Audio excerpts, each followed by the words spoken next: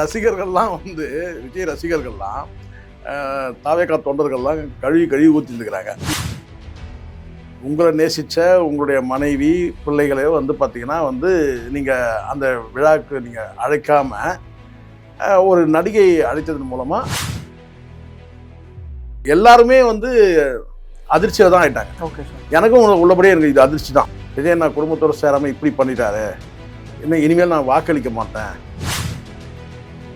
முதல் வரிசையில் வந்து இப்படி உட்காந்து இது வரைக்கும் எந்த முதலமைச்சருமே இந்த மாதிரி பண்ணது. இது வந்து நாளைக்கு வந்து அவருக்கு இதே தொடர்ந்தாருன்னா வச்சுங்களேன், ஃபியூச்சரில் எனக்கு தெரிஞ்சிருக்கு. நான் சொல்ல இப்போவே நான் சொல்கிறேன், இது உள்ளாட்சி தேர்தலில் மிகப்பெரிய ஒரு இம்பாக்ட் கண்டிப்பாக இருக்கும். டிஸ்அட்வான்டேஜ் நிச்சயமா அம்மாவாக முடியுமா? நீங்களே சொல்லுங்க. எல்லாரும் சொல்றாங்க திரிஷா வந்து அம்மாவாக போறாங்க. ஆமா சார், எப்படி சார் முடியும்?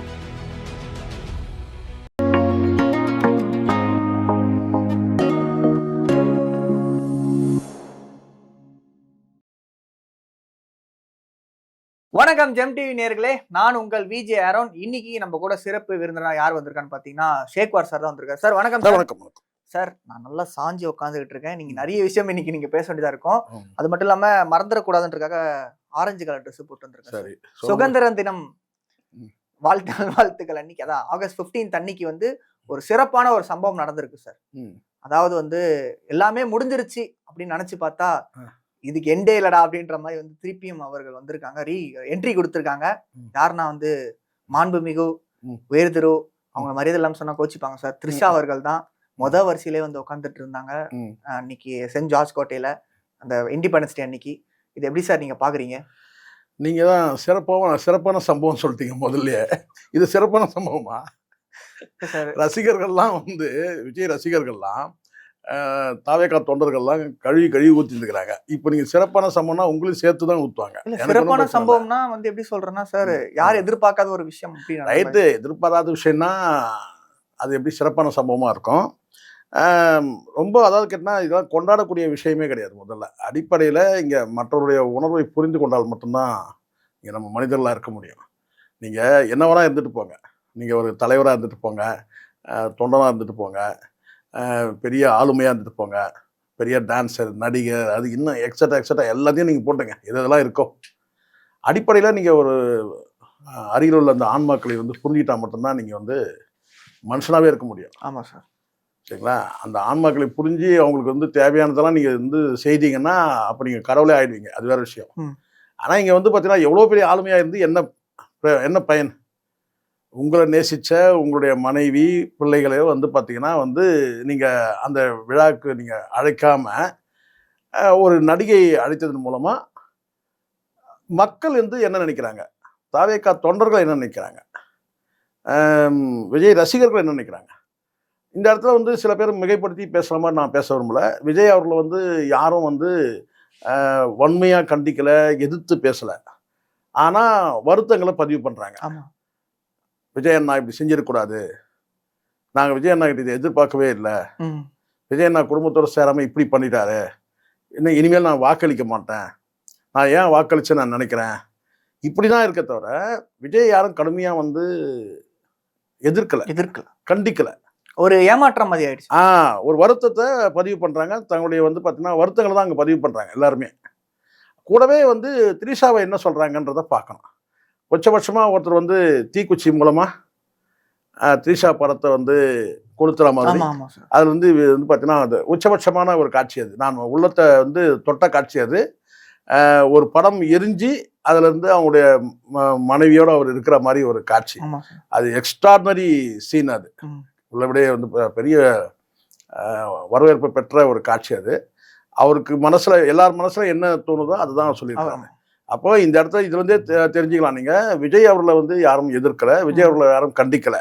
அதையும் கூட சில பேர் கேள்வியாக வைக்கிறாங்க, ஏன் வந்து விஜய் அவர்களை வந்து கண்டிக்கலை, அப்போ ஆண்கள் செய்தால் தப்பு இல்லையா அப்படின்லாம் கூட சில பேர். இங்கே ஃபெமினிசம் பேசுறதுக்கோ, அந்த பெண்ணியம் குறித்து பேசுறதுக்கோ, இங்கே வந்து ஆணாதிக்கம் குறித்து பேசுறதுலாம் வந்து இங்கே சப்ஜெக்டே கிடையாது. ஒரு தனி மனிதன், அந்த தனி மனிதன் வந்து பார்த்தீங்கன்னா எப்படி ஒரு பெரிய ஆளுமையாக உருவாகிருக்கிறாரு, அந்த ஆளுமை எப்படி வந்து இன்னைக்கு வந்து ஒரு சரிவை நோக்கி போயிட்டு இருக்கு ஒரு பெண்ணால் அப்படின்ற பார்வையில் மட்டும்தான் நம்ம பார்க்க முடியும் இந்த விஷயத்த. இங்கே வந்து விஜய் வந்து ஆணாதிக்கம் செலுத்துறாரா அதெல்லாம் வந்து பார்த்தீங்கன்னா பேசினா அது இன்னும் அந்த உறவுகளை காயப்படுத்தும். இன்னும் வந்து பார்த்தீங்கன்னா நம்ம ஒரு சார்பு நிலைக்கு போயிடுவோம் நம்ம. இப்போ நம்ம விஜய் எதிர்க்கிறோன்றது நம்ம நோக்கம் கிடையாது, யாருக்குமே அந்த நோக்கம் கிடையாது. ஆனால் விஜய் செய்யக்கூடிய தப்பை சுட்டி காட்டணுன்ற அந்த ஆர்வம், அதீத ஆர்வம் எல்லாருக்குமே இருக்கு. அதனுடைய வெளிப்பாடு தான் நாங்கள் உங்களுக்கு இனிமேல் வாக்களிக்க மாட்டோம்னு சொல்றது. ஓகே, நாங்கள் உங்களுக்கு வாக்களிச்சு தப்பு பண்ணிட்டோம் அப்படின்னு சொல்றது. இது ஒரு ஆத்மார்த்தமான ஒரு வார்த்தைகள் தான் பலரும் பதிவு பண்ணிட்டு வராங்க. அவன் த்ரிஷாவை வந்து கடுமையாக எதிர்க்கிறாங்க. த்ரிஷாவை கடுகளவு யாருமே ஏற்றுக்கவே இல்லை. ஸோ கட்சியினரும் சரி, விஜய் ரசிகர்களும் சரி, யாருமே அதை ஏற்றுக்கவே இல்லை. இப்போ எதிர்கட்சிகள் செய்யக்கூடிய அந்த வேலை இருக்கு இல்லையா, விஜய்க்கு எதிராக வந்து பார்த்தீங்கன்னா வந்து பதிவு செய்யக்கூடிய வேலையை வந்து யார் பதிவு பண்ணுறாங்கன்னு கேட்டிங்கன்னா தன் சொந்த கட்சியினர்களே பண்ணுறாங்க. என்னன்னா அந்த கடுமையான வார்த்தைகள் வந்து போடல, வருத்தங்களை பதிவு பண்ணாங்க. த்ரிஷா விஷயத்தில் கடுமையான வார்த்தைகளை பதிவு பண்ணுறாங்க. ஸோ அதனால் என்னுடைய இது கேட்டால் விஜய் அவர்கள் வந்து இதை நான் மட்டுமே இல்லை, எல்லாருமே வந்து அதிர்ச்சியில தான் ஆயிட்டாங்க. ஓகே சார், எனக்கும் உள்ளபடியே எனக்கு இது அதிர்ச்சி தான். நீங்க சொன்ன எனக்கு ஒரு அதிர்ச்சி இருந்துச்சு. ஆனா வந்து இந்த வாபஸ் வாங்கிட்டாங்கன்னு சொன்ன உடனே வந்து இந்த பதவியேற்பு விழாக்குமே வரல. இல்ல அதாவது வருவாங்கன்னு எதிர்பார்த்தேன். வாபஸ் வாங்கிட்டாலே என்ன பொருள், அப்ப குடும்பத்தோட இணைஞ்சிட்டாங்க அப்படின்றது தான் பொருள். அப்ப அது குடும்பத்தோட இணைஞ்சிட்டாங்கன்னா என்ன, எப்படியும் வந்து இந்த நிகழ்ச்சிக்கு வரலாம், அல்லது வரலனாலும் அடுத்த சிக்மா திரைப்படம் அந்த நிகழ்ச்சிக்கு வருவதற்கான வாய்ப்பு இருக்கு. அப்படிதான் நம்ம பார்த்தோம். நானே எதிர்பார்த்தேன். ஆமா, இண்டிபெண்டன்ஸ் டேக்கு ஒரு அழைக்கல்னா கூட பார்த்தீங்கன்னா அடுத்தடுத்து இப்போதான் கொஞ்சம் அந்த கேஸை வாபஸ் வாங்கியிருக்காங்க. அடுத்தடுத்து வந்து பார்த்தீங்கன்னா வந்து அவங்க வந்து லண்டன்லேருந்து வரணும். அது நிகழ்ச்சியிலேருந்து இந்த நிகழ்ச்சியிலனாலும் அடுத்த நிகழ்ச்சிக்கான வாய்ப்பு இருக்குது. சிக்மா திரைப்பட விழாவில் வரதுக்கான வாய்ப்பு இருக்கு. ஆனால் பிரச்சனை இல்லைன்னா வந்து அவங்க வரலன்னா கூட பிரச்சனை இல்லை, இவங்க வந்து த்ரிஷா வந்தது தான் பிரச்சனை. அங்கே முதல் வரிசையில் வந்தது யாருமே வந்து ஜீரணிக்கவே இல்லை. அதில் குறிப்பாக அவங்க அம்மா வந்து ரொம்ப புன்முறுவலோட அந்த இன்முகத்தோடு சிரிச்சுக்கிட்டே அவங்க வந்து வரவேற்கிறதும் சரி, அதுக்கப்புறம் அவங்க முதல் வரிசையில் இடம் கொடுத்தது, அவங்க கூடவே அவங்க தாயாருக்கு இடம் கொடுத்தது, இது எல்லாம் பார்க்கும்போது பார்த்தீங்கன்னா அங்கே குடும்பம் சகிதமான்ற மாதிரி அந்த பார்வை வந்தவுடனே தான் எல்லாருமே வந்து களத்தில் வந்து இறங்கிட்டாங்க. எனக்கு தெரிஞ்சு திமுகவை சார்ந்தவர்களோ அல்லது மாற்றுக் கட்சியை சார்ந்தவர்கள் கூட இந்த கடுமையான விமர்சனம் வந்து முன்வைக்கல. ஆமாம் சார், எல்லாமே தன் சொந்த கட்சியினரே வச்சாங்க. இது வந்து விஜய் வந்து பார்த்தீங்கன்னா பெரிய அளவுக்கு இது வந்து நம்ம தப்பு பண்ணிட்டோம் ஒருவேளை நினைச்சு ஃபீல் பண்ணி இருக்கலாம். ஏன்னா ஒரு பேக் ஃபயர் ஆன மாதிரி ஆயிடுச்சு. இது வந்து பார்த்தீங்கன்னா ஒரு இயல்பாக கூட எடுத்துட்டு இருக்கலாம், ஒரு சாதாரண ஒரு எதிர்ப்பு வரும் அப்படின்னு யூகிச்சிருக்கலாம் கண்டிப்பா. ஆனா இப்படி வந்து மொத்தமே வந்து சொந்த கட்சியிலே வந்து மிகப்பெரிய ஒரு டிசாஸ்டர் நோக்கி தாவேகா போயிட்ட மாதிரி ஒரு ஃபீல். ஸோ சுதந்திர தின விழாவே வந்து பார்த்தீங்கன்னா சொதப்பல் ஆயிடுச்சு. அந்த நிகழ்ச்சியே வந்து பார்த்தீங்கன்னா இவரோட முதல் முறை ஒரு கொடியேற்ற நிகழ்ச்சி வந்து பார்த்தீங்கன்னா வந்து ஒரு அமங்கலகரமாக ஆயிடுச்சு. அப்படிதான் வந்து எல்லார் பார்வையிலும் இருக்கு. நானும் கூட நான் சொல்றேன், கண்டிப்பாக கேட்டேன், இது வந்து இதை விஜய் வந்து இதை செய்திருக்க கூடாதுன்றது என்னுடைய எண்ணம், தனிப்பட்ட எண்ணம். சார், இப்போ அந்த முதல் வரிசை அப்படின்ற ஒரு விஷயத்துல பாக்குறப்போ வந்து புரோட்டோகால்ஸ் படி பாக்குறப்போ சிஎம் அவர்களோட குடும்பத்தினர், அதாவது அப்பா, அம்மா, குழந்தைகள், மனைவி, இவங்களுக்குலாம் வந்து அந்த ஸ்பேஸ் அலோகேட் பண்ணி கொடுத்துருப்பாங்க. அதை தவிர்த்து வேற யாராவது வராங்கன்னா வந்து ஸ்பெஷல் பெர்மிஷன் வந்து வாங்கணும், அதாவது சிஎம் சைட்ல இருந்தே வாங்கணும் அப்படின்னு சொல்லியிருக்காங்க. ஸோ அந்த வகையில பார்க்கப்போ இந்த புரோட்டோகால்ஸும் அவரே விருப்பப்பட்டு கூப்பிடுற மாதிரி இல்லை. இது நான் சொல்றேன், இது வந்து புரோட்டோகால் படி வந்து பார்த்தீங்கன்னா முதல் வரிசைன்னு கேட்டீங்கன்னா கண்டிப்பாக வந்து சிஎம் கிட்ட கேட்பாங்க, லிஸ்ட்டு கேட்பாங்க. ஃபர்ஸ்ட்டு முதல் வரிசையில் யாரெல்லாம் உட்காராங்க. அப்போ வந்து பார்த்தீங்கன்னா விஜய் அவர்கள் சொல்லாமல் இது நடக்காது, அது தெளிவாகணும். அதுல எதுவும் வந்து பாத்தீங்கன்னா இது அதிகாரிகள் ஏற்பாடு பண்ணிட்டாங்க, அதிகாரிகள் என்ன இன்ட்ரெஸ்ட் த்ரிஷாவை அழைக்கணும்ன்றது நீங்களே சொல்லுங்க. அதிகாரிகளுக்கு என்ன இன்ட்ரெஸ்ட் இருக்கு இதுல? அவங்களுக்கு என்ன இருக்கு? நீங்க லிஸ்ட் அவுட் பண்ணி கொடுக்குறீங்க, எங்க அம்மா அப்பா முதல் வரிசையில வரணும், யாரெல்லாம் உட்காரணும்ன்றத. பட் எனக்கு தெரிஞ்சு இதுக்கு முன்னாடி வந்து இந்த மாதிரி யாரும் இப்படி வந்து முதல் வரிசையில வந்து இப்படி உட்கார்ந்து இது வரைக்கும் எந்த முதலமைச்சருமே இந்த மாதிரி பண்ணதில்லை. ஓகே சார், இப்போ அந்த வகையில் பார்க்குறப்போ எல்லாருமே வந்து த்ரிஷா அவர்கள் பக்கமே தான் எல்லாம் அந்த கடுமையான விமர்சனங்கள் அங்கே மட்டும்தான் போதை தாண்டி என்ன சொன்னல, விஜய் அவர்களோட பெர்மிஷன் இல்லாமல் அவங்களால வந்திருக்க முடியாதுன்ற பொறுத்து ரெண்டு பேருக்குமே சமமாக தானே இந்த கிரிட்டிசிசம்ஸ் போகணும். ஆனால் ஏன் ஒரு பக்கம் மட்டும் போதும்? இல்லை, இது நல்லா ஒன்று புரிஞ்சுங்க சார், கிரிட்டிசிசம் பண்ணுறவங்க பொறுத்து தான் இது. இப்போ கிரிட்டிசிசம் பண்றவங்களை வந்து ரெண்டு பிரிவா நீங்க எடுத்துங்க. முதல் கிரிட்டிசிசம் வந்து பாத்தீங்கன்னா ஃபர்ஸ்ட் கேட்டீங்கன்னா தாவேகா தொண்டர்கள், விஜய் ரசிகர்கள், இவங்க எல்லாமே வந்து பாத்தீங்கன்னா விஜய் அவர்களுடைய வந்து வருத்தத்தை பதிவு பண்றாங்க, கோபத்தை கூட பதிவு பண்றாங்க. ஆனால் வந்து யாரும் திட்டி தீக்கல. ஆனா அதே த்ரிஷா வந்து பாத்தீங்கன்னா வந்து கடுமையான வார்த்தைகள் போட்டு திட்டுறதை நம்ம பார்த்துருக்கோம். இப்போ இன்னொரு சைடில் நீங்க பாத்தீங்கன்னா கட்சியினர் இருக்கிறாங்க, அரசியல் கட்சியை சார்ந்தவங்க, அவங்க என்ன செய்யறாங்கன்னு கேட்டீங்கன்னா வந்து சிலரோட வந்து பார்த்தீங்கன்னா வந்து விஜய் அவர்களே வந்து பார்த்தீங்கன்னா கேலி பண்றது, கிண்டல் பண்றது, நையாண்டி இதெல்லாம் பண்றதை பார்க்குறோம். ஆனால் அது வந்து பார்த்தீங்கன்னா தாவேக தரப்புல எதுவும் பெருசா ஷேக் பண்ணாது. காரணம் கேட்டா இவங்க வந்து கடந்த காலத்துல இதெல்லாம் இவங்க பேசுறது தானே. இன்னைக்கு நேத்தா பேசுறாங்க இவங்க. ம். ஸோ வந்து ஆபாசமான வந்து அர்ச்சனைகள் பண்ணுறதுல திமுக வந்து டிஎன்ஏவே அப்படி தானே இப்படி தானே சொல்லிட்டு நீங்கள் கடந்து போயிடலாம். இப்போ ஷாக் என்னன்னு கேட்டிங்கன்னா வந்து தன் சொந்த கட்சியை சார்ந்தவர்களே வந்து இங்கே காரி உமிழக்கூடியது. இது எனக்கு எப்படி நினைவூட்டு வருதுன்னு கேட்டிங்கன்னா என் டி ராமாராவுக்கு இந்த மாதிரி ஒரு சிக்கல் வந்துச்சு. அதுதான் என் மைண்டில் அப்படியே வந்தது. எப்படின்னா என் டி ராமாராவ் கடைசி காலகட்டத்தில் உங்களுக்கு என்ன குடும்பத்திலேருந்து அவர் விலகி வந்து உங்களுக்கு தெரியும் இல்லையா, அவருக்கு வந்து மொத்தம் 11 பேர் 9 பேர் தெரியல, 11 பேர் நினைக்கிறேன் மொத்தம். பிள்ளைகள், மகள்கள் எல்லாம் வந்து கல்யாணம் பண்ணிட்டு இவர் வந்து அதுக்கப்புறம் மனைவி இறந்த பிறகு லோன்லி ஆயிடுறாரு. அதுக்கப்புறம் லட்சுமி சிவபார்வதி வராங்க, அவங்க கதை எழுத வந்தாங்க. அப்புறம் இவர் எழுத 2 பேரும் மாறி மாறி எழுதினாங்க. அவங்களுக்குள்ள வந்து எழுதினே இருந்தாங்க. அப்போ ஒரு கட்டத்தில் வந்து கட்சியில் இருக்கிற வந்து பார்த்தீங்கன்னா அது கடுமையான எதிர்ப்பு இருந்துச்சு. அப்போ வந்து இவர் சந்திரபாபு நாயுடு வந்து கட்சியோட பொதுச் செயலராக இருக்கிறார் அந்த கட்சிக்கு. அப்போ அவர் சார்பில் தான் அந்த கட்சியில் இருந்த எம்எல்ஏக்கள், எம்பிக்கள் எல்லாமே ஃபுல் சப்போர்ட் தாங்க. இவங்களுடைய வருகை வந்து அவங்களுக்கு பிடிக்கல, கட்சியினருக்கு பிடிக்கல. அப்போ பிடிக்காத போது ஒரு கட்டத்தில் கேட்டிங்கன்னா என் டி ராமாராவை தேவுடுன்னு சொன்ன அதே மக்கள் வந்து செருப்பு தூக்கி வீசுனாங்க. யார் மீது? இவர் மேல, என் டி ராமாராவ். எந்த வந்து ஆந்திர மக்கள் வந்து தேவுடு சொன்னாங்களோ, கட்சி தொண்டர்கள் இருந்தாங்களோ, செருப்பு தூக்கி வீசினாங்க. நேற்றைய தினம் நடந்த இந்த விஷயத்தை நான் கூர்ந்து கவனிக்கும் போது பார்த்தீங்கன்னா விஜய் அவர்கள் வந்து எவ்வளோ பெரிய கல்ட்டா இருந்தாலும் வந்து பார்த்தீங்கன்னா இந்த அர்ச்சனைகள், இந்த சொன்ன இந்த மாதிரி இந்த விஷயங்கள் எல்லாமே வந்து பார்த்தீங்கன்னா ஒரு கோபத்தின் வெளிப்பாடாக தான் இருக்கு. இது வந்து நாளைக்கு வந்து அவருக்கு இதே தொடர்ந்தாருன்னா வச்சுங்களேன், ஃபியூச்சர்ல எனக்கு தெரிஞ்சிருக்கு, நான் சொல்ல இப்போவே நான் சொல்றேன், இது உள்ளாட்சி தேர்தலில் மிகப்பெரிய ஒரு இம்பாக்ட் கண்டிப்பா இருக்கும். டிஸ்அட்வான்டேஜ் நிச்சயமா இருக்கும். உள்ளாட்சி தேர்தலில் இது சரிவா சந்திப்பார். இது வேண்டாத வேலை. இது எம்ஜிஆர் ஜெயலலிதாவை கொண்டு வந்தது கதை வேற சார். அது கம்பேர் அது சில ஊடகங்கள் திட்டமிட்டு பண்றாங்க, பண்ண வைக்கப்படுறாங்க. ஊடகங்களை பேசுறவங்களுக்கே வந்து பாத்தீங்கன்னா இது வந்து கணிசமான இந்த வேலையை வந்து பாத்தீங்கன்னா காசு கொடுத்து பேசுறாங்க. ஜெயலலிதா அவர்ல அது பாருங்க, ஒரு நல்லா புரிஞ்சுங்க. ஜெயலலிதா எப்படி வராங்கன்னு தெரிஞ்சுங்க. அடிப்படையில் இது தெரிஞ்சுக்கணும் எல்லாருமே. ஜெயலலிதா வந்து உங்களுக்கு வந்து இப்ப எம்ஜிஆர் அவரோட நடிச்ச எவ்வளவு நடிகை இருக்காங்க. ரொம்ப நெருக்கமா நடிச்ச நடிகைன்னு பாத்தீங்கன்னா நீங்க லதாவை தான் சொல்ல முடியும். நெருக்கமா சில படங்களை வேணா எடுத்து பாருங்க. இந்த இதயக்கணின்ற படங்கள், இதெல்லாம் சில படங்கள்லாம் எடுத்தீங்கன்னா ரொம்ப க்ளோஸா இவங்க நடிச்சிருப்பாங்க. ஜெயலலிதா சாரி லதா இவங்களை காட்டிலும் அதிகமான படங்கள் வேணா இவங்க நடிச்சிருக்கலாம். ஒரு 4 படங்கள் குறைவா நடிச்சிருக்கலாம் லதா. ஆனா வந்து பாத்தீங்கன்னா ரொம்ப நெருக்கமா நடிச்சது லதா தான் நடிச்சிருந்தாங்க. ஆனால் எப்படி வந்து இவருடைய எம்ஜிஆருடைய அந்த குட் புக்ல எப்படி உள்ள நுழையிறாங்கன்னா, ஒரு கட்டத்துல வந்து பாத்தீங்கன்னா அவங்களுடைய சொந்த வாழ்க்கையில ஏற்படக்கூடிய ஒரு சோகம். 2வது வந்து பாத்தீங்கன்னா வந்து எல்லாருக்கும் வந்து பாத்தீங்கன்னா அம்மா நெருக்கமான்னு கேட்டீங்கன்னா எம்ஜிஆருக்கு கிடையாது. ஜெயலலிதாவுடைய அம்மா வந்து நெருக்கம். யாருக்கு நெருக்கம்? எம்ஜிஆருக்கு. அப்படின்னு சொல்றேன். நெருக்கம் தான் நான் சொன்னேன். நீங்க எங்கேயோ யோசிக்காதீங்க. இல்ல, நான் நெருக்கம் சொன்னதான் நீங்க எங்கேயோ யோசிக்கிறீங்களா? நெருக்கம்னா ஒரு பரிச்சயம், பழக்கம், வழக்கம் அந்த மாதிரி இருக்கு. நல்ல பாண்ட் ஒரு இருக்கு. நல்ல பாண்டிங்லாம் சொல்ல, பாண்டிங் தான் நான் சொன்னேன். நீங்க நல்ல பாண்டிங், ஃப்ரெண்ட்ஷிப், நல்ல ஃப்ரெண்ட்ஷிப், நல்ல பாண்டிங்லாம் நான் சொல்ல. ஏதோ ஒரு நெருக்கம், ஒரு உறவு இருக்குன்னு வச்சுங்க. சரிங்களா? எங்கேயோ யோசிக்கிறீங்க. நார்மலா வாங்க சார். வந்துட்டீங்களா இல்லையா? என்ன பாக்குறீங்களா இல்லையா? என்னதானே பாக்குறீங்க?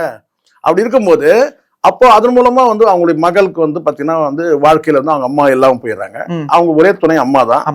அம்மா இல்லாத போகும்போது வந்து இவங்களுக்கு வந்து பாத்தீங்கன்னா வந்து அங்க லோன்லி ஆயிடுறாங்க. அது காரணம் கேட்டா வந்து இவர்கிட்ட இருந்து சோபனா பாபு கிட்ட இருந்து ஒரு கருத்து வேற்றுமையில விலகி இருக்கிறாங்க. அது ஒண்ணு. சரிங்களா? அப்போ இவங்க தனியா இருக்கும்போது என்ன கேட்டா அப்பதான் வந்து இது அந்த காலத்துல வந்து ஊடகங்கள்ல வந்த செய்தி நான் சொல்றது. அப்போ அவங்க என்ன சிலர் கேட்டா கொண்டு வந்து என்ன செய்யணும்னா இந்த பாய்ஸ் கார்டன்ல அவங்கள குடியமர்த்தி அவங்க வந்து பாத்தீங்கன்னா வந்து அவங்களுக்கு தேவையான வந்து கேட்டா வந்து சொல்லுவாங்களா, அவங்க பராமரிப்புக்கு தேவையான உதவி எல்லாமே இவர் தான் செய்யறாரு. ஒரு கட்டத்துல என்ன சார் கேட்டா சரி லோன்லியா இருக்க வேணாமேன்றதுக்காக அரசியல் வேலைகள் செய்யட்டும்னு சொல்லிட்டு சின்ன சின்ன கூட்டங்கள்ல இந்த பொண்ணை வந்து இந்த கூட்டங்கள்லாம் கலந்துக்க சொல்லுப்பா அப்படின்னு சொல்லிட்டு ஒரு சின்ன சின்ன கூட்டங்கள்ல கலந்துக்கிறது அப்படின்னா அதுக்கப்புறம் வந்து என்ன சார் சத்துணவு திட்டம் கொண்டு வரும்போது சத்துணவு திட்டம் எப்போ கொண்டாருன்னா 2வது ஆட்சி முறை, முதல் ஆட்சி முறை அப்போ கிடையாது. 2வது ஆட்சி முறை வரும்போது சத்துணவு திட்டம் கொண்டு வர்றாரு. அந்த சத்துணவு திட்டம் கொண்டு வரும்போது அப்போ அதுக்கு வந்து பொறுப்பு கொடுக்குறாரு. அந்த பொறுப்பை இவங்க வந்து செயல்படுத்துறாங்க. அப்ப இவங்களுக்கு மெல்ல மெல்ல இவங்களுக்கு ஒரு ஆதரவு, கட்சியில ஒரு ஆதரவு கூட்டம் வருது. இது அந்த டைம்ல வந்து கலைஞரை சமாளிக்கிறதுக்கு உதவுச்சு. ஓகே. காரணம் வந்து எம்ஜிஆருக்கு நிகரான கூட்டம்னா திமுக வந்து பார்த்தீங்கன்னா வந்து கலைஞர் கலைஞர் அவர்கள். கலைஞர் திமுக வந்து எல்லாருமே பேச்சாளராக இருந்தாங்க, மிகப்பெரிய பேச்சாளர் இருந்தாங்க. இங்க வந்து பார்த்தீங்கன்னா சொற்பமான நபர்கள் தான். அப்போ அதே சமயத்தில் அவங்களுக்கு எல்லாருக்குமே வந்து பார்த்தீங்கன்னா அந்த முதலமைச்சர் அந்த பதவி மேல கொஞ்சம் அந்த ஆசை இருக்கு. நாவலராக இருக்கட்டும், மற்ற 2ஆம் கட்ட நிர்வாகிகளுக்கு. அங்க வந்து பார்த்தீங்கன்னா வந்து அந்த பதவி மீது ஆசைப்படாத ஒரு நபர் யாரு? ஜெயலலிதாவா இருக்கட்டும். அப்போ அப்படி ஒரு எண்ணம் இருந்துச்சு எம்ஜிஆருக்கு. இந்த பதவி மீது ஆசைப்படாத நபர்னா யாருன்னா ஜெயலலிதா தான். அப்படியே ஆசைப்பட்டாலும் அது நடக்காது. ஏன்னா அவங்க பெண்ணை அவ்வளோ ஈஸியாக விட்டுருவாங்களா? ஆமா ஆமா. அது அவ்வளோ ஈஸியாக தமிழ்நாட்டில் வந்துட முடியுமா? அப்படி இருக்கு. நம்மளே வந்துட்டு இவ்வளோ கஷ்டப்பட்டு இருக்கிறோம், அது வாய்ப்பு இருக்காது அப்படின்னு நினைச்சாரு. அப்போ என்ன சொல்றேன்னா அந்த கட்சி கூட்டங்கள்லாம் அங்கங்க போயிட்டு கலைஞருக்கு நிகரான வந்து ஒரு கூட்டம் நமக்கு மட்டும்தான் வருது. நம்மளால எல்லா இடத்துக்கும் போக முடியல. ஏன்னா முதலமைச்சர் பொறுப்பு ஏற்றனால எல்லா இடத்துக்கும் போக முடியல. ஆனால் கலைஞர் அப்படி சுற்றுப்பயணம் செய்யறாரு. அப்பெல்லாம் பயங்கர சூறாவளி பிரச்சாரம் பண்ணுவாங்க. காலையில் வந்து மதுரை இருப்பாங்க, மறுநாள் காலையில் இங்கே சென்னையில் கூட்டத்தில் இருப்பாங்க. திருப்பி இங்கே வந்து பார்த்தீங்கன்னா வந்து திருச்சியில் இருப்பாங்க, மறுநாள் இங்கே இருப்பாங்க. கோயம்புத்தூர் இருப்பாங்க, மறுநாள் இங்கே இருப்பாங்க. அப்படி வந்து ஒரு பெரிய வந்து ஒரு சூறாவளி சுற்றுப்பயணம் செஞ்சாங்க. திமுக உயிரோட்டமாக வச்சிருந்தார் கலைஞர். அப்போ நிகரான கூட்டம் அப்போ வந்து ஜெயலலிதாவை பயன்படுத்தினாங்க. இதுதான் உண்மை. அப்போ அடுத்த கட்டமாக ராஜ்யசபா எம்பி ஆகிறாரு. அப்படி இருக்கும்போது எம்ஜிஆருடைய அந்த இயலாமை இருக்கு இல்லையா, கடைசி காலத்தில் வந்து 3வது முறை தேர்தலில் ஜெயிச்சு வரும்போது பார்த்தீங்கன்னா அப்போ தான் அடுத்த 2-3 வருடங்களில் வந்து அவர் வந்து ஹாஸ்பிட்டலுக்கு போகிறாரு. காது கேட்க முடியாமல் போயிடுது, வாய் பேச முடியாமல் போயிடுது. இது ஒரு மனிதருக்கு வந்து பார்த்தீங்கன்னா வந்து நல்லா இயங்குறவங்களுக்கு திடீர்னு காதும் வாயும் கேட்கலன்னா அப்போ அவங்களுக்கு எவ்வளோ வந்து கம்யூனிகேஷன் ப்ராப்ளங்கள் வரும் இல்லையா? ஆமாம் சார். அதுவும் முதலமைச்சராக இருக்கு. அப்போ வந்து அந்த இடத்துல வந்து பார்த்தீங்கன்னா அவருடைய இயலாமையை வந்து பார்த்தீங்கன்னா மற்ற நபர்கள் எல்லாருமே பயன்படுத்திட்டாங்க. அமைச்சர்கள் எல்லாருமே வந்து பார்த்தீங்கன்னா அப்பெல்லாம் வாரி சுருட்டினவங்க தான். அப்புறம் கல்வி தந்தை ஆயிட்டாங்க அந்த டைம்ல வாரி சுருட்டினவங்கலாம். சரிங்களா? எதுக்காக சொல்றேன்னா அந்த சூழ்நிலையில ஜெயலலிதா என்ன செஞ்சாங்கன்னா அவங்களுக்கு ஒரு கோஷ்டி உருவாச்சு இல்லையா? அதை வச்சு அவங்க வந்து கட்டினா அடுத்த கட்டமா வந்து தன்னை வந்து ஒரே ஒரு வார்த்தையின் மூலமா கட்சியினர் அத்தனை பேரும் கவர் பண்ணாங்க. அந்த ஒரு வார்த்தை தான் என்னன்னா, யார் உங்க அரசியல் எதிரின்னு கேட்கும்போது ஜானகின்னு சொல்லலை, இல்லை வந்து இவங்களுக்கு எதிராக இருந்த எந்த அமைச்சரையும் சொல்லவே இல்லை. எனக்கு அரசியல் எதிரினா புரட்சி தலைவருக்கு யார் அரசியல் எதிரியோ அவர் தான் எனக்கு அரசியல் எதிரி, கருணாநிதி தான் என்னுடைய அரசியல் எதிரினாங்க. அப்போ ஒட்டுமொத்த தொண்டர்களும் அப்படியே வந்து ஜெயலலிதா கிட்ட வந்துட்டாங்க. நான் ஒரு ரொம்ப சுருக்கமாக சொல்லிட்டேன். ஆமா சார். ஜெயலலிதாவுடைய அந்த அரசியல் பயணம் இங்க வந்து இன்னைக்கு சூழல் அப்படி கிடையாது. இன்னைக்கு வந்து பார்த்தீங்கன்னா வந்து நான் வந்து அம்மாவாக முடியுமா நீங்களே சொல்லுங்க. எல்லாரும் சொல்றாங்க திரிஷா வந்து அம்மா ஆக போறாங்க, அம்மா ஆக போறாங்க. எப்படி சார் முடியும்? எப்படி முடியும்? அது ஏன்னா இதுதான் நீங்க இதுக்கப்புறம் நீங்க வந்து எப்போ வேணா நீங்க ஒரு கட்சிக்கு பொறுப்புல வரணும். அந்த பொறுப்புக்கு நீங்க வந்த பிறகு வந்து பார்த்தீங்கன்னா அந்த கட்சியில தொண்டர்கள்லாம் ஏத்துக்கணும். அன்னைக்கு வந்து பார்த்தீங்கன்னா ஜெயலலிதாவை யாருமே வந்து எதிர்க்கவே இல்லை, கொண்டாடினாங்க எம்ஜிஆர் பொறுப்பு கொடுத்த போது. ஆனா இன்னைக்கு அப்படி கிடையாது. நாளைக்கு தப்பி தவறி ஒரு கட்சியில ஒரு பொறுப்பு ஏதாவது அறிவிச்சாக்கா அர்ச்சனா கல்பாத்தியே வந்து அர்ச்சனை பண்றாங்க. இதெல்லாம் உண்மை. ஒரு பொறுப்பு அறிவிச்சாக்கன்னா கொந்தளிப்பாங்க எங்க கட்சியினருக்கு. அந்த அளவுக்கு எப்படி என் டி ராமாராவுக்கு எந்த நிலைமையும் அப்படியே பேக் ஃபயர் ஆயிடுச்சு. இதே அப்படிதான் நினைச்சாங்க சிவபார்வதி. நான் கேட்டா நம்ம ஆந்திராவில் ஒரு ஜெயலலிதா ஆயிலான்னு நினைச்சாங்க. ஆனா அப்படியே தலைகிற மாறிடுச்சு. என் டி ராமாராவ் தூக்கி போட்டாங்க. அன்னைக்கு அந்த அளவுக்கு அங்க ஆந்திராவில் வந்து பார்த்தீங்கன்னா அவேர்னஸ் இருந்துச்சு. இங்கேயும் கிட்டத்தட்ட அப்படிதான். ஒரு கட்டத்துல வந்து வழியை நீங்க திணிச்சிங்கன்னா, திரிஷா வந்து இந்த கட்சிக்குள்ள கொண்டு திணிச்சிங்கன்னா ஒரு கட்டத்துல வந்து பாத்தீங்கன்னா வந்து விஜய வேண்டான்ற தூக்கி எறிகிற அளவுக்கு வந்து பாத்தீங்கன்னா தாவேகா தொண்டர்கள் வந்து ரொம்ப அந்த அளவுக்கு வந்து விஜய் மீது வந்து பாத்தீங்கன்னா பற்றுதலா இருக்கிறாங்க. அது நாளைக்கு நீங்க வந்து ஒரு வேண்டாத பொருளை வந்து நீங்க திணிச்சிங்கன்னா நாங்க உங்களை நேசிக்கிறோம், அது ஒரு வெறுப்பு. நீங்க இன்னொருத்தர கொண்டு வந்து எங்க முன்னாடி நிறுத்துறீங்க, போங்க நீங்களும் வேணாம் அப்படின்ற அந்த மனோபாவத்துக்கு வந்துருவாங்க மக்கள். ஸோ அதனால அதை மீண்டும் அந்த தப்பை செய்ய மாட்டாருன்னு நம்ம நினைக்கலாம், எதிர்பார்க்கலாம். அது என்னன்றது பார்க்கலாம் இனிமேல். இது வந்து நீங்க எதுக்காகன்னா ஜெயலலிதா அம்மா ஆக போறாங்க, சாரி திரிஷா வந்து அம்மா ஆக போறாங்க நீங்க சொல்றீங்க இல்லையா? திரிஷா வந்து ஒருபோதும் அம்மா ஆக முடியாது தெரியும் சார். ஆனா அந்த பாணியை அவங்க ட்ரை பண்றாங்கன்றது அப்புறம் தெரியுது சார். ஆசைப்படலாம் சார், யார் வேணா ஆசைப்படலாம். நீங்க என்ன நினைக்கிறீங்க? ஜெயலலிதா வந்து அதாவது அம்மா ஆகணும்னு ஆசைப்பட்ட பல அரசியல் கட்சி தலைவர்கள் இருக்கிறாங்க. அவங்களால குறைஞ்சபட்சம் அண்ணி தான் ஆக முடிஞ்சிச்சு, அம்மா ஆக முடியல. புரிஞ்சு சார், எனக்கு புரியுது சொல்றது. பல பேர் ஆசைப்பட்டாங்க, நான் அம்மா ஆகணும். அண்ணி தான் ஆனாங்க. சசிகலாவே ஆக முடியல, அவங்க சின்னம்மாவா தான் ஆனாங்க, அம்மா ஆக முடியல. ஆனா வந்து பாத்தீங்கன்னா நினைச்சா நீங்க வந்து அம்மா ஆகிட முடியாது சார்.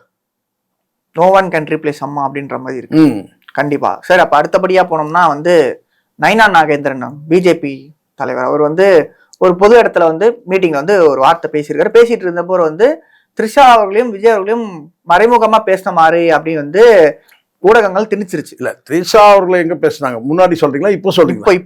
இப்போ ரீசெண்டா அவர் வந்து த்ரிஷாவை பத்தி சொல்லவே இல்லை இப்ப சார். பேசியிருக்காரு. அம்மாவை தேடுறீங்க, அப்பாவை தேடுறா இல்லையா, நீங்க அம்மா கிட்ட போய் தேடுங்கன்ற மாதிரி வார்த்தை. ஆமா, அந்த ஒரு மாதிரி இதா பேசியிருந்தாரு. அது தப்பு இல்லை சார். அது அந்த மாதிரிலாம் இப்போ நான் என்ன கேட்கிறேன், அப்பாவை தேடினாருன்னு சொல்றீங்க, அன்னையோடு முடிஞ்சிச்சு அந்த கதை. அதுக்கப்புறம் எதிர்கட்சி தலைவர் வந்து பாத்தீங்கன்னா ஒரு வார்த்தையை விட்டாரு, செங்கல்பட்டுல வந்து மனைவி வந்து கணவன் தேடுறாங்கன்னு சொல்லிட்டாலும் அப்பயும் முடிஞ்சிருச்சு. இப்போ வந்து மறுபடியும் வந்து நீங்க இப்போ வந்து சட்டசபையில வந்து அப்பாவை தேடுறீங்கன்னா நீங்க வீட்டுல போய் அம்மா கிட்ட தானே போய் கேட்கணுன்றதுலாம் அது என்ன மாதிரியான அர்த்தம் வருது? ஒரு அரசியல் கட்சி தலைவர் பேசலாமா சார்? ரெண்டாவது முடிஞ்சு போன விஷயம், முடிஞ்சு போன விஷயத்த திருப்பி நீங்க பேசுறீங்கன்னா அது வந்து அதுதான் சார். இப்போ இவங்க குஷ்பு அவர்கள் வந்து இது வந்து ஒரு பேசுனது தப்பு, நைனா நாகேந்திரன் அவர்கள் வந்து பேசுனது தவறு அப்படின்னு சொல்லிட்டு அவங்க வந்து ஒரு ட்வீட் போட்டிருந்தாங்க சார். அதுக்கு நைனா நாகேந்திரமே வந்து இந்த மாதிரி வீடியோல திரிச்சு போட்டாங்க, நான் அந்த அர்த்தத்துல நான் பேசல அப்படின்னு சொல்லிட்டு சொல்லியிருந்தாங்க. நம்ம பலருமே வந்து இது இப்படி பேச வந்து ரொம்ப கடுமையா விமர்சிக்கிறேன் அப்படின்னு சொல்லிட்டு சொல்லியிருந்தாங்க சார். இதை பத்தி கொஞ்சம் சொல்லுங்க சார். இப்போ சார் அதெல்லாம் தாண்டி இன்னொரு கேள்வி என்னன்னா, இப்ப இதெல்லாம் ஒரு பக்கம் இருக்கிறப்போ இன்னொரு விஷயம் வந்து இவரு எதிர்கட்சி தலைவர் டிஎம்கே எதிர்கட்சி தலைவர் உதயநிதி ஸ்டாலின் அவர் பேசினப்போ வந்து உங்களால உள்ள தூக்கி வைக்க முடியுது, ஏன் நைனா நாகேந்திரனை வைக்க முடியலையா, பிஜேபி கண்டு பயப்படுறீங்களா அப்படின்னு சொல்லி ஒரு கேள்வியும் அந்த எழுப்புது சார். இல்ல இது முதல் ஒரு விஷயம் என்னன்னா, உதயநிதி அவர்கள் வந்து கைது செய்யறதுக்கான நடவடிக்கை எடுத்தாங்க. அதுக்கப்புறம் அவர் வந்து கோர்ட்டில் வந்து பார்த்தீங்கன்னா வந்து ஆன்டிசிபேஷன் பெயில் போட்டாங்க. அதுக்கப்புறம் விசாரணை பண்ணிட்டு அவங்க வழக்கு பதிவு பண்ணி அனுப்பிட்டாங்க. இது ஒரு பக்கம். கைது நடவடிக்கை இல்லைனாங்களோ வழக்கு இருக்கு, சரிங்களா?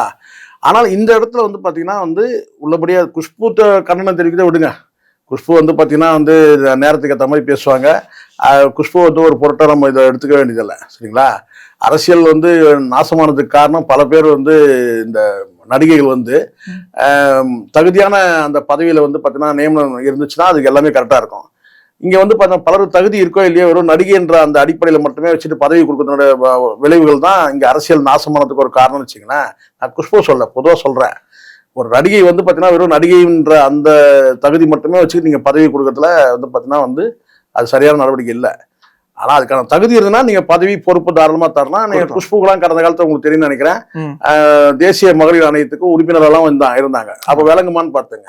சரி, நான் இது எதுக்காக இதை சொல்கிறேன்னா, அவங்க கண்டனம் தெரிவிக்கிறாங்க, இவங்க கண்டனம் தெரிவிக்கலன்றதெல்லாம் வேற. நீங்கள் நைனா நாகேந்திரன் பொறுத்த வரைக்கும் இந்த வார்த்தையை வந்து விட்டது வந்து அது தப்பு தான். ரெண்டாவது முடிஞ்சு போன விஷயம். நீங்கள் அந்த சூழ்நிலையே நீங்கள் பேசினீங்கன்னா கூட பதில் கொடுத்துட்டாருன்னு சொல்லலாம்.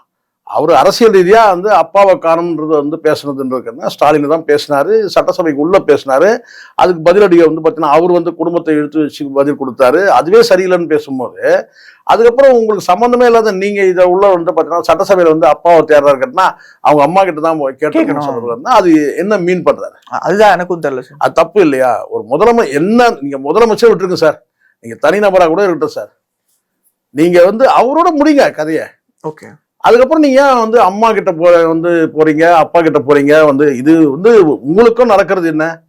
இப்ப இந்த இடத்துல வந்து எல்லாருக்கும் தெரியும், அப்பாவை வந்து தேடுறதுன்னா யார் ஸ்டாலினை தான் வந்து மென்ஷன் பண்றாரு, எல்லாருக்கும் தெரியும். சட்டசபையில பேசுறது அவரு அப்பாவை இழுக்கிறாருன்னா நான் வந்து பாத்தீங்கன்னா அவங்க மனைவியை இழுப்பேன்னு சொல்லக்கூடாது இல்ல. ஏன்னா இவர் அரசியல் பொது வாழ்க்கையில இருக்கிறார். ஸ்டாலின் வந்து பொது வாழ்க்கையில இருக்கிற அரசியல் இருக்கிறாரு. அவரை நீங்க விமர்சனம் பண்ணலாம், ஒரு முதலமைச்சரை விமர்சனம் பண்ணலாம், இல்ல மற்ற கட்சிகள் தலைவர் கூட விமர்சனம் பண்ணலாம். ஆனா மத்த குடும்ப உறுப்பினர்களை நீங்க எடுக்கக்கூடாது இல்ல.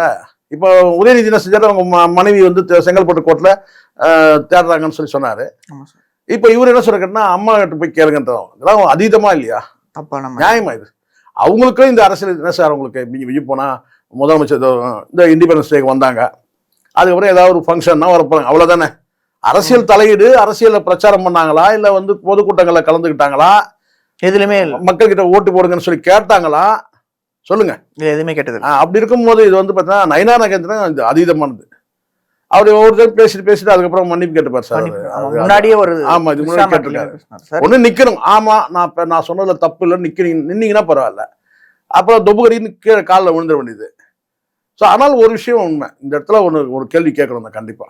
நீங்க வழக்கூட பதிவு பண்ணலன்னா எப்படி?